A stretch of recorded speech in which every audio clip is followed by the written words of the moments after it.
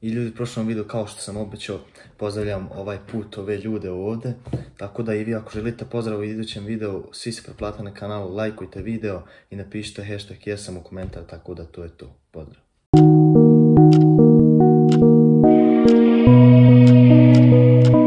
Bože dragi, šta sam ja volko zgrešio da nemam ni roditelja, ništa. Ne mogu i za jest se bude, toliko sam gladan, nemam ništa za obući ledena, samo tako.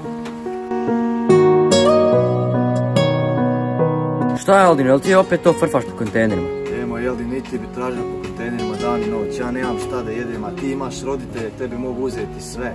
Svega i jesti, obuce, vidiš kako je meni samo ledeno ovdje. Moj Aldin, ne bi ja volio biti na tvojom mjestu, nema šanse. Gledaj u mene bunde, dao 700 eura, gledaj iPhone-a, gledaj mali iPhone, kad budeš mu ovakvog iPhone javi se.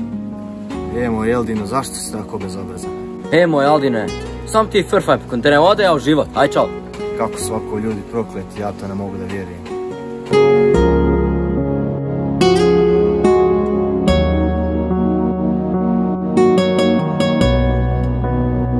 Bož dragi, dogovori sad sa jednim radnikom jedne firme da dođe vam šef da nađem se poslije, barem da mogu jedan mjesec preživjeti.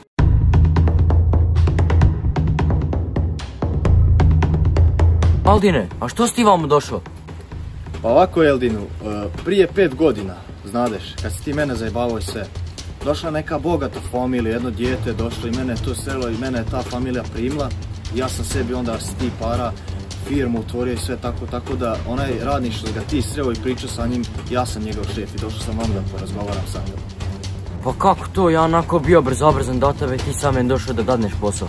Pa vidiš, opet ja sam nekako dobre duše svega ponućiti posao. Gledaj, sad ja imam jarane isto iPhone-a kad si ti mene zajebao i ovaj telefon, 2 telefona imam. Imam jaknu od 1500 eura, a ne od 700 eura. Jel vidiš sad kako može sve Bog vratiti svakome? A joj Aldine, pa baš si ti upravo, izvini što sam bio onako bezobrazan do tebe. Nema problema, dobit ćeš kod mene posao za minimalnu platu i sad ću zvati radnika da te zaposli nama sutra. Hvala ti šefe, mnogo. Asime, sad sam porazgovarao ja sa ovim Eldinom. Da, znam ja njega dobro, tako da metni ga na ono teže odijelo malo i da bude malo radije i vidi kako radi, tako da potpisao sam sad i pogodbu za 2 mjeseca. Dobro, hvala ti. Ćao. Ljudi, vi što gledate ovaj klip, ovo se dešava u stvarnom životu i ja se nadam da vas je ovaj klip nešto naučio. I ako vidite, ako dođe do ovakve situacije, pomozite ljudima, nemojte biti tako prokleti. To je to, ćao.